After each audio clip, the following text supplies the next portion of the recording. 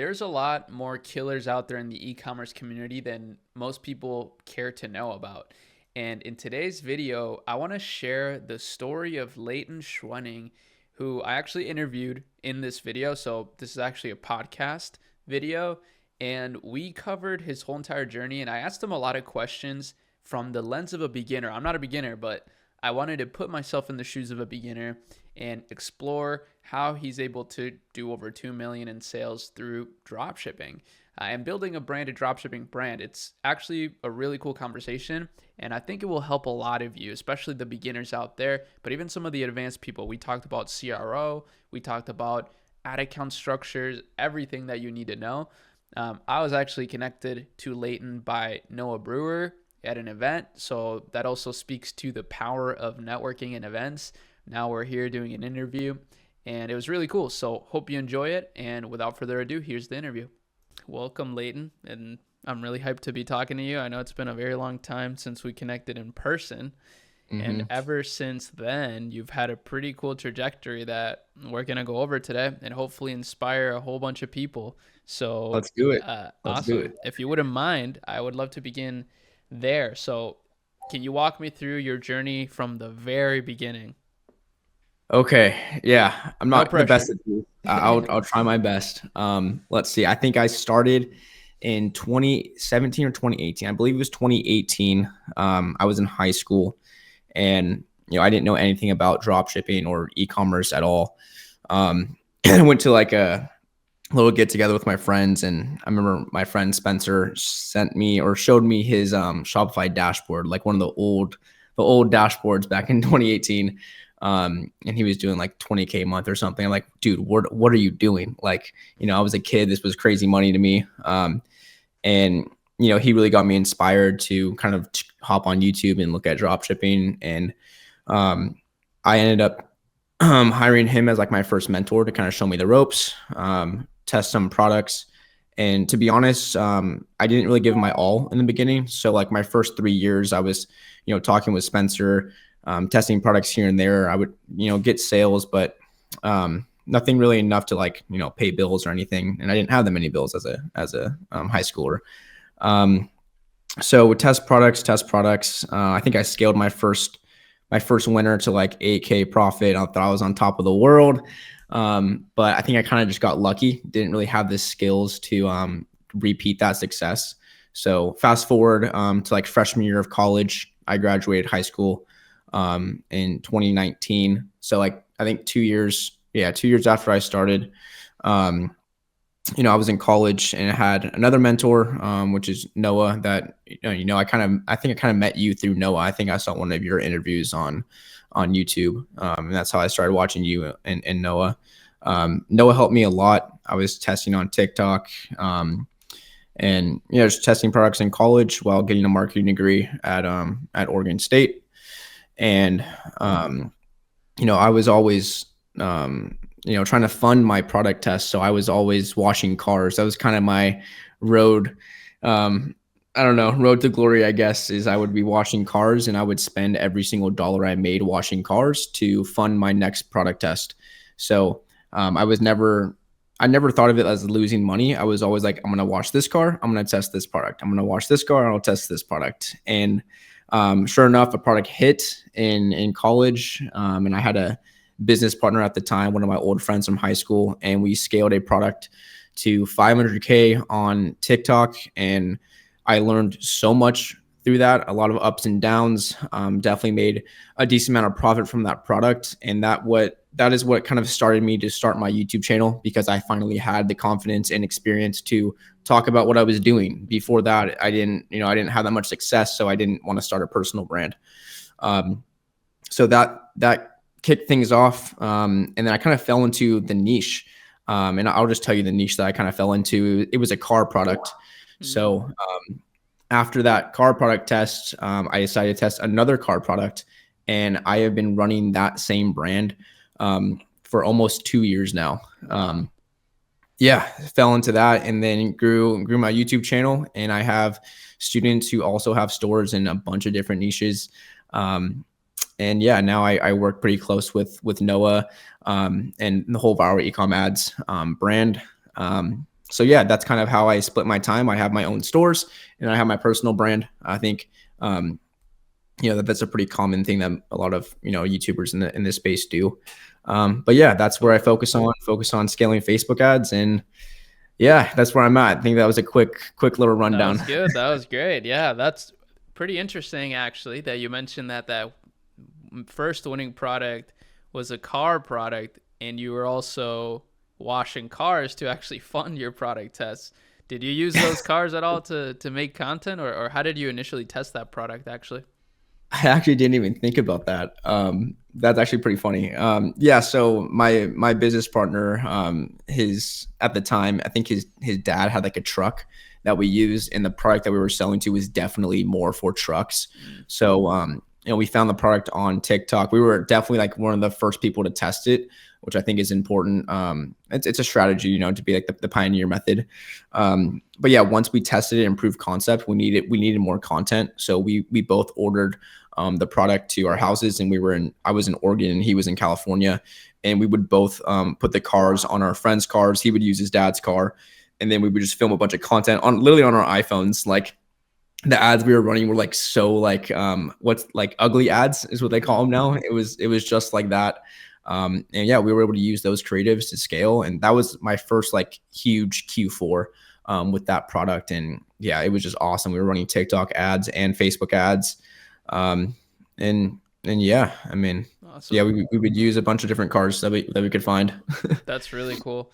And then you mentioned now that same brand, or you tested another product in the car category, and that one also took off, and it's actually something you're still running till this day.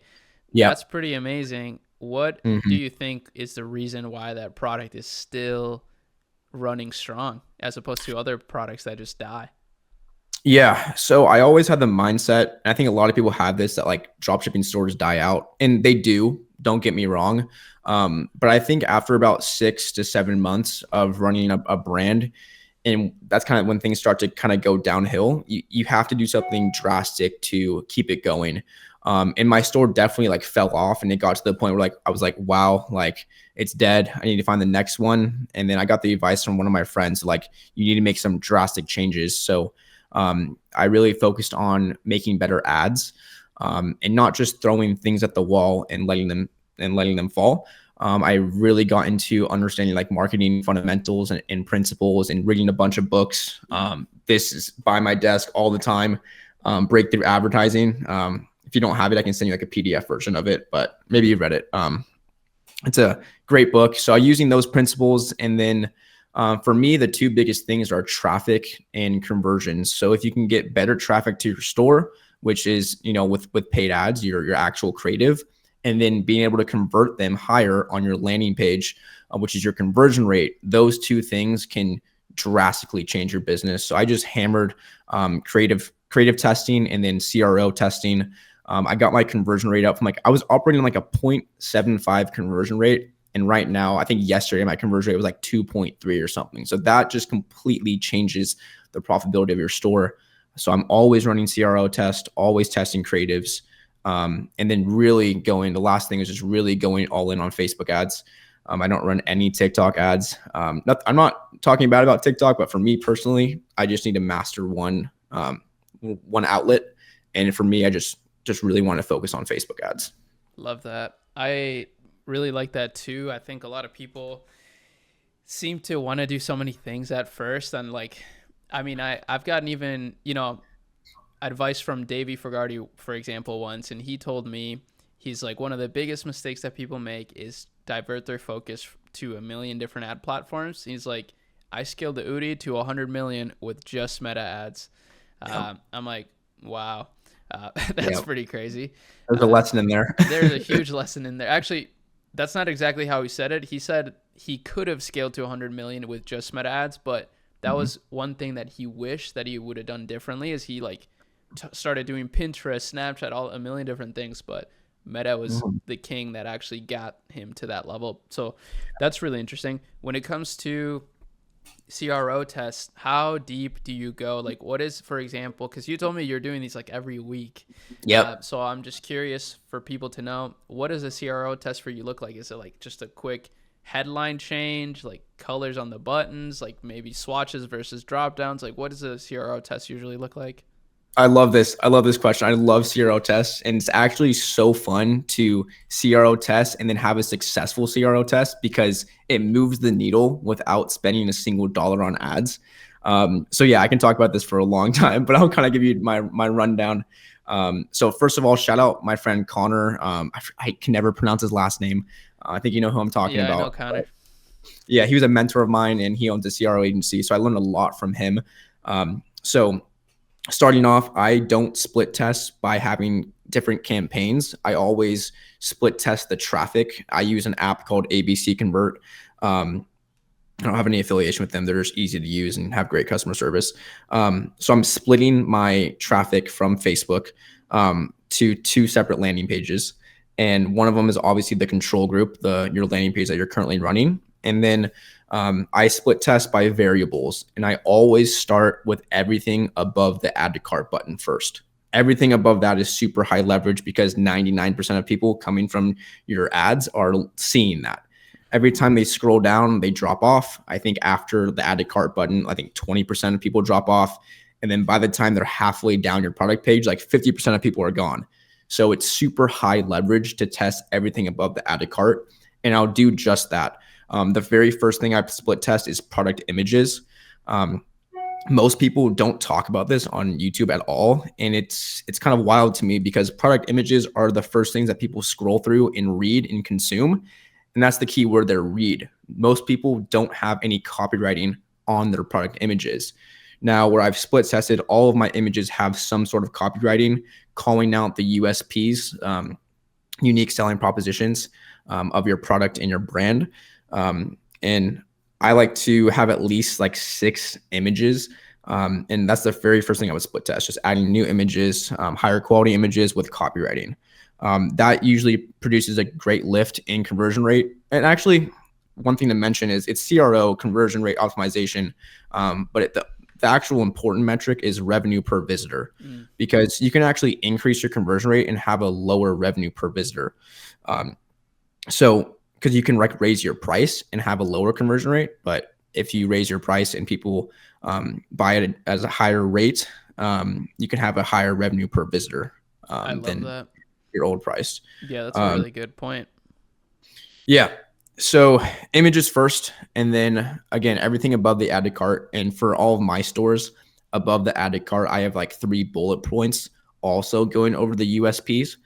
They're called like a listicle, basically.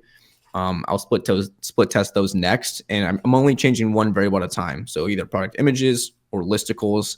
And then the biggest thing, honestly, one of the biggest tests I've had lately is split testing the product name. I actually just posted this on my Instagram story the other day.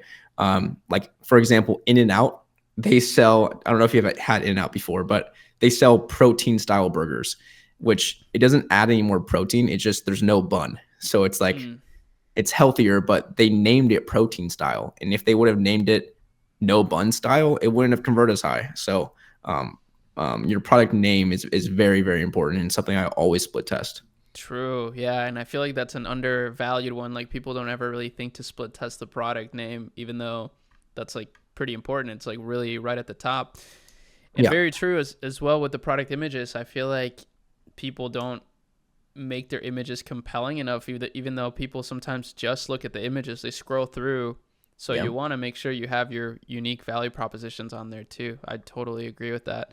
And also the last point you mentioned about the revenue per visitor, I'm glad you touched on that because, I mean, you're not running a CRO agency or anything, but I had an interview and conversation with one of my good friends, Samuel Hess, and he runs a huge CRO agency in Europe. Like he's worked with like billion-dollar brands and some of like the pioneering e-com brands out there in Europe. And he said the exact same thing. He's like, I think conversion rate is actually a really bad metric to optimize for. Optimize for revenue per earnings per click or revenue per visitor. Like that's kind of how they measure things at that level.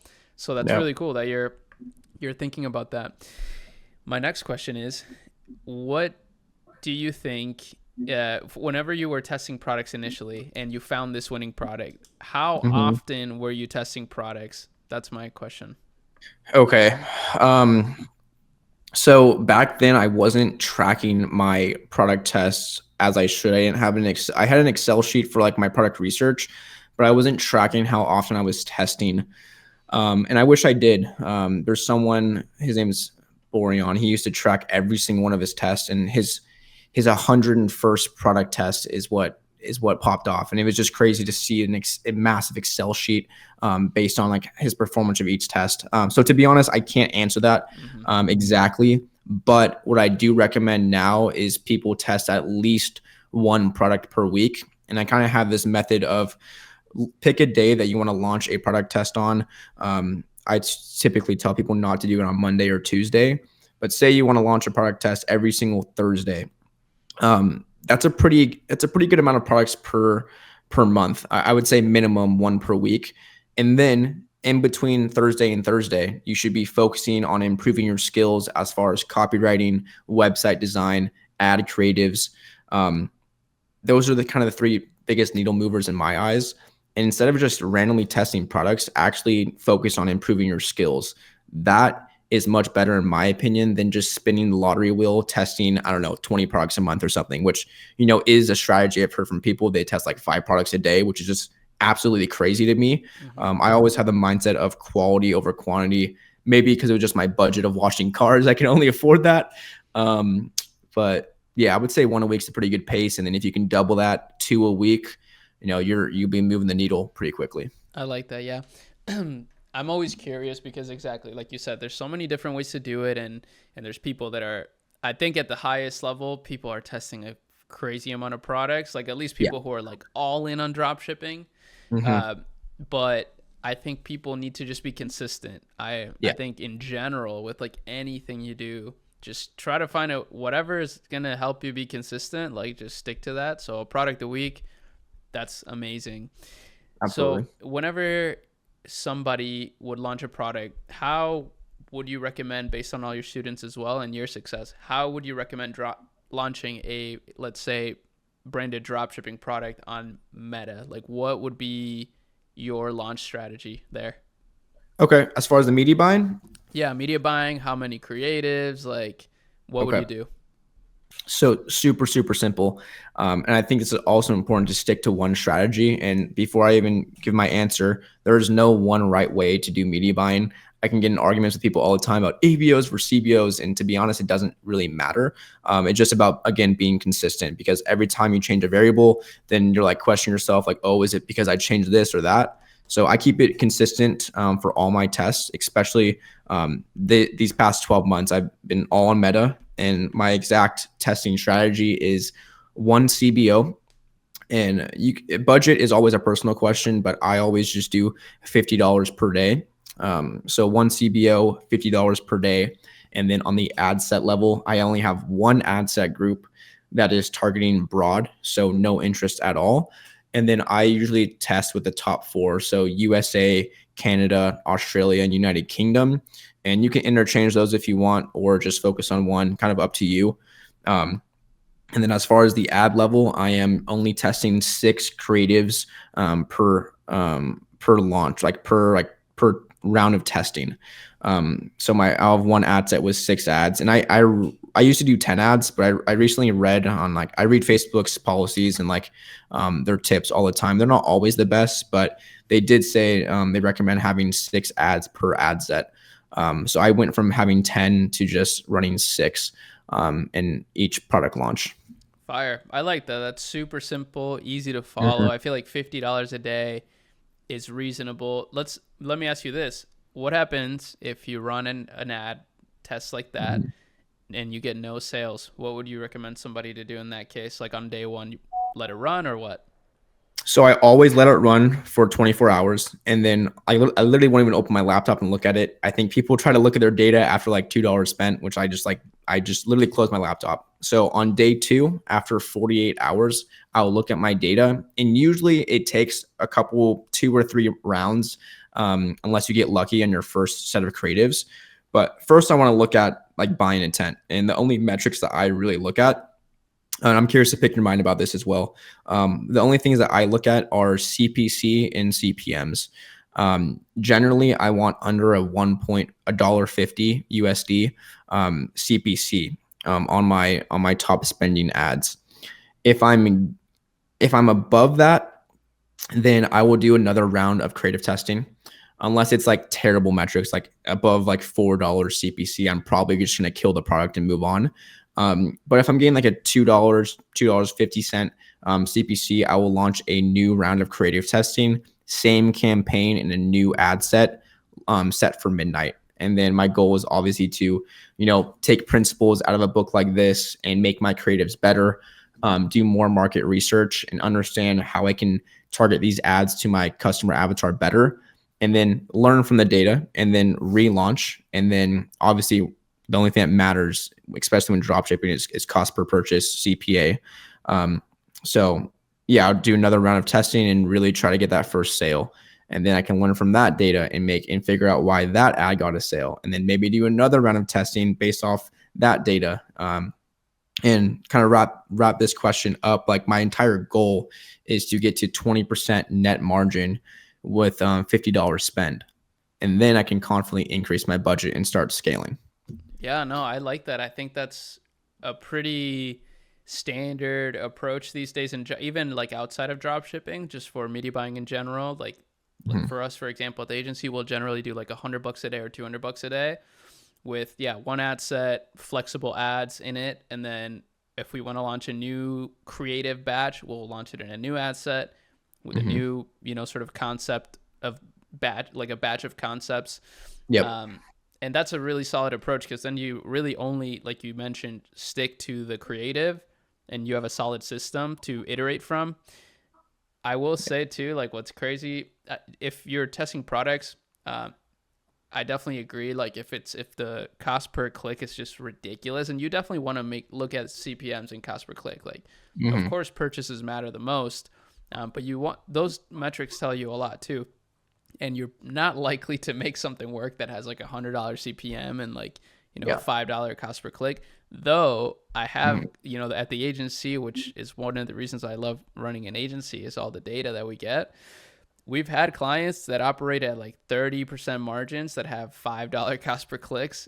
Wow. It's insane. I've only seen it really once, but with those clicks, they would literally still get like under $20 CPAs.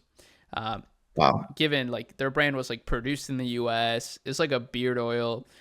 They had like storylines for each product. It was crazy, but I still don't really get why their CPCs were so high, but they made it work. So whatever. But generally, if you're getting those costs, it's way better to just move on, or just like cut those creatives very fast and iterate quickly. Otherwise, you're gonna waste a lot of money, unfortunately. Yeah, I mean, that's kind of why like CPC is technically kind of a vanity metric, because if you have a good ROAS, if you have a good CPA, then it doesn't matter. So that's why I try to keep it simple and not look at a bunch of data, because at the end of the day, it doesn't matter. Like if it's producing a good CPA, good. If it's not, okay, learn from it and turn it off and test again. But yeah, that's a great point. True. So as far as what you've seen working with Noah as well in the past too, like I'm curious on all the tests that you guys have done. What are the most common ways to find winning products, like highest success rate method to finding winning products from your point of view? Sure. So as of late, my bread and butter has been the Facebook ads library. And the way I do it is I start by looking at the United States ads, and then I always want to look at active ads only. And then I like to filter, if I go back in time at least 2 weeks. You can go back a month, you can go back 2 months. Those are all things you can test, but at least 2 weeks of active ads. And then I can go through there and click on the shop now buttons and learn more buttons and find out who's drop shipping, who's not. Usually it's pretty easy to tell like a drop shipping store compared to a brand. And then I just want to see if they've been running ads for more than 2 weeks, if their product is sourceable on AliExpress, and if it has good margins. Then if it hits those criterias, and I also check Google Trends to see like just the general trend of the product or niche. If it hits those things, then I'm going to freaking test the product. I try not to get caught up. I try not to look at like, oh, how much competition is it? because it's very easy to like build like a negative mindset, like, oh, I can't make this work. Like there's so many people doing this. Like if I see someone and it's hitting those things, then I'm putting it on my list and I'm going to test it. Um, my whole mindset on it is like, I just want to do everything better than this competition. Usually they have really bad copywriting. Usually their ads are terrible. And a lot of the time their landing page is terrible as well. So that kind of fuels my mindset. Like, okay, I know I can do things better than this advertiser right now. And then I'll just test it. And that's it. I like that. I think a lot of people overthink Yeah, everything for in sure. general. Like I think people just have really a lot of trouble these days with overthinking, more so Absolutely. than ever before. I think just because of social media, like there's a million people posting content, a lot of people posting their success. So I think it just causes people to overthink the process like so much more. Whereas like honestly, Hmm. part of me feels like back in like 2018, 2019 or whatever, sure there was a lot less competition, but I think also people just didn't overthink it as much probably. Like I think there was just not enough stuff online to like overanalyze. So, you could just launch something and find some success. So that's good word of advice. I think generally people, if you're, set up some sort of criteria for Hmm. like launching something, if it meets that criteria, don't go too deep with it. Just test it generally with everything. Like Hmm. even strategies, I would say, if you're really curious about like, oh, well, maybe advantage shopping plus is something that, would work. Instead of overthinking it so much, just test it and judge for yourself, make your own theories. I've been really big into that this year and last year as well, but especially this year. I'm like, I just want to make my own theories, find my own path, because that's going to actually lead you to places where people haven't been, right? And potentially get more success. Exactly. One of my mentors always told me to like be a mad scientist when it comes to your business, whether it be media buying or landing pages or products or anything. Like you said, just being able to test something, and if it fails, like good, like you learn from it. Like that's what you're supposed to test. So yeah, absolutely, I second that. Awesome. Now, when it comes to creatives, um, do you do a lot of statics, a lot of videos, or you focus exclusively on one type of format? What would have been some of your winning creatives? Sure. Yeah, I can definitely drop some sauce here. All of my top of the funnel ads, the ads that really scale my ad account, have all been video ads. And that's just for my product right now. If you saw my product in a still image and you've never seen my brand before, you would have no idea what it is. Like it needs a video to explain it. Um, Now, if I'm selling t-shirts or something, then sure, an image ad could get the job done.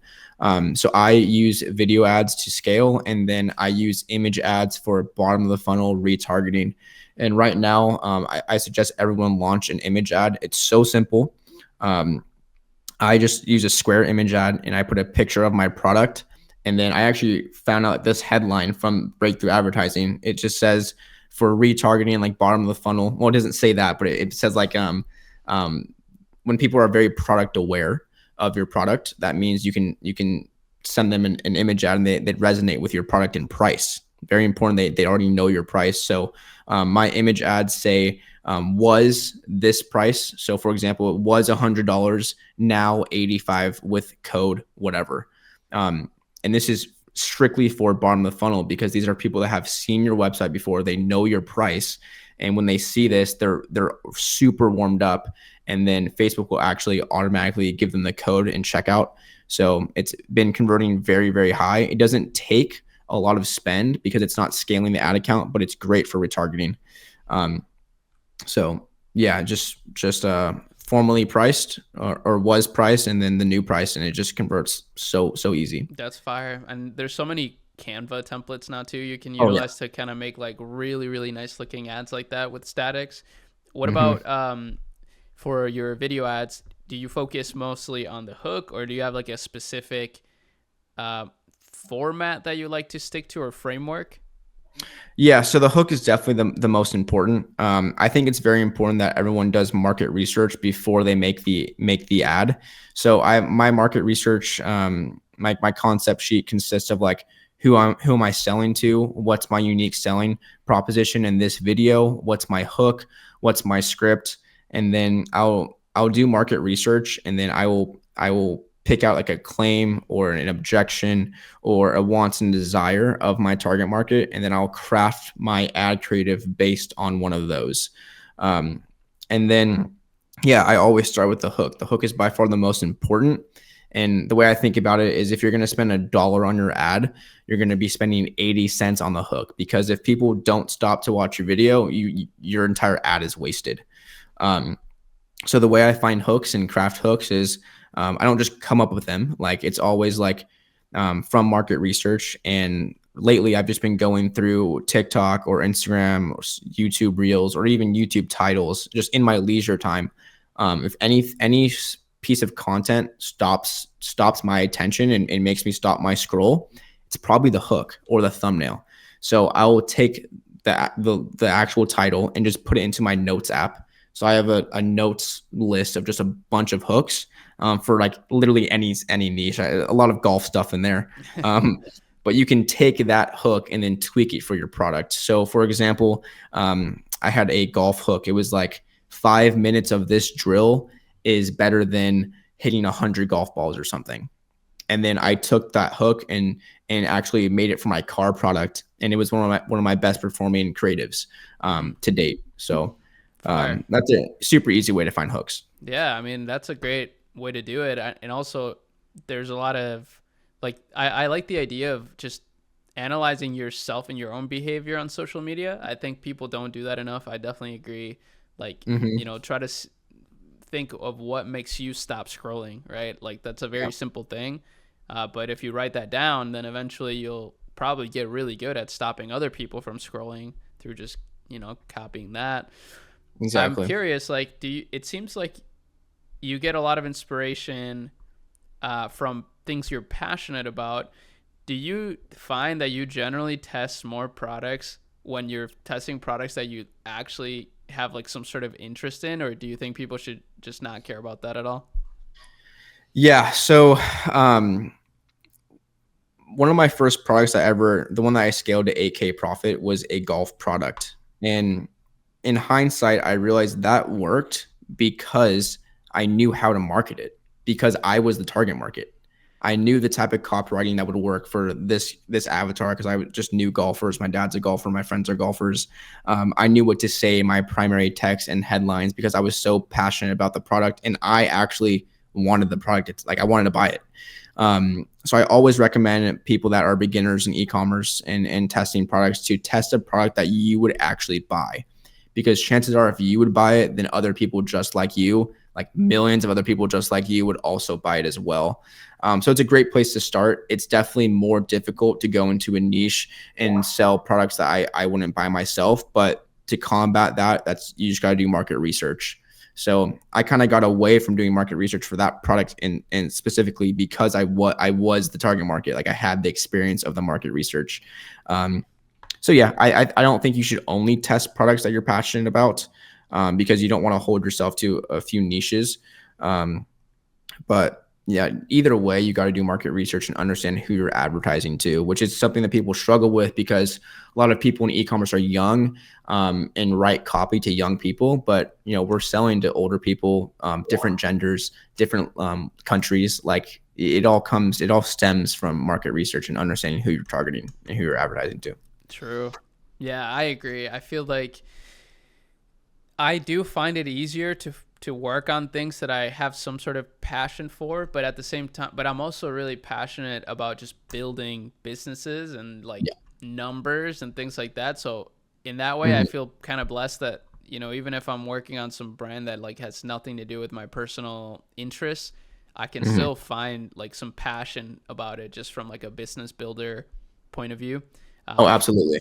But I think, yeah, if you're somebody who has like a lot of trouble with motivation, I do think just like finding things that you're passionate, like testing products that you genuinely are passionate about or in a niche that you really like might help out with that. I think it could be helpful. So let's see. I got to wrap this up here pretty soon. So I'm trying to think of a really good last question to ask. I would say, what do you think is is the reason that most people struggle so much with drop shipping right now? Okay. I love this question. I get this all the time. Um, I think everything comes down to a lack of skill and a lack of a system. There's a great quote that I just saw. I might butcher it, but it was, the system that you're currently using is perfect at getting you the results that you're currently getting. Like, there's nothing different about me or you. It's just about how we operate in our systems. And I think a lot of beginners, this is kind of stems off of this. A lot of beginners can't be productive. They can't sit down and be productive because they don't have the skills. And it's impossible to be productive without a skill set. So, for example, building websites, like building a store is a very important part for any successful e-commerce brand. For my first time building a store, it probably took me like a week to do it. And then my second store probably took me half that time. And then my third store took probably half that time because I was building my skill. Where now I can throw up a store in easily one day to test a product, and that's being productive. Now I have so much other time on my hands to use to market research or copywriting, and I can be, sorry, my dog. So I can be very productive with my product test. And in the beginning, no beginner is going to be productive, and that's life. That's just how it goes. So you have to stick with it. You have to practice. You have to sharpen your sword. You have to read books. You have to buy courses. You have to learn from people. Like, it's all about improving your skill set and being productive.